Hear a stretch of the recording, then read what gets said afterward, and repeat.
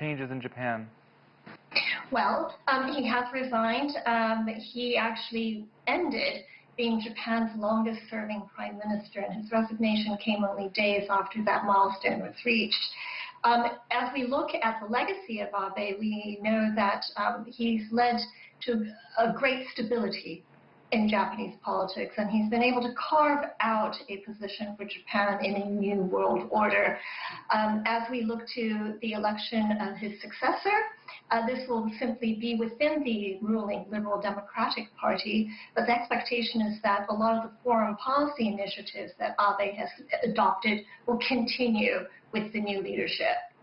So the big question on everyone's mind, of course, is who will succeed him. A lot of speculation out there. Your thoughts? Right. Well, there's one thing I can say for certain. It will be a man. There are a number of contenders for the post. One of them is the Chief Cabinet Secretary, Suga. Another one is Ishiba. They are all seasoned LDP members who have great experience in Japanese politics as well as in senior government posts as well. What are some of the challenges the new leadership might face?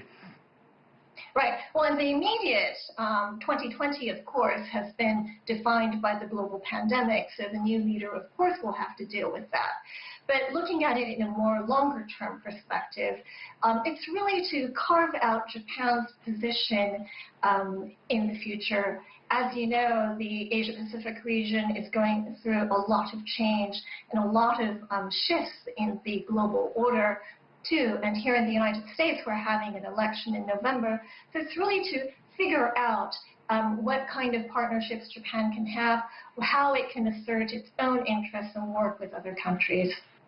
And speaking of some of the countries the new leadership will have to work with, how might such a change affect Tokyo's relations with Beijing and also with Washington? If I remember correctly, Shinzo Abe was the first world leader to visit Trump Tower shortly after Trump was elected. He really tethered himself to Trump and Trump's success, if you will.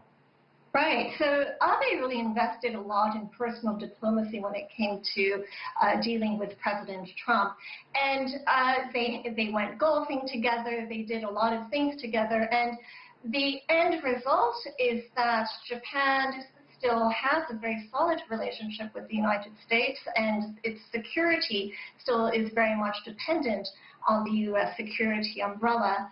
On the economic front, what Abe has done is really work more closely together with China. It will be a challenge because on the one hand, Japan, as well as most other Asian countries, the biggest trading partner is, of course, China. But at the same time, there's a great deal of concern about China's military aspirations and intentions as well. So the challenge for Japan will be to have good relations both with the United States and China and ensure its own security as well as economic future.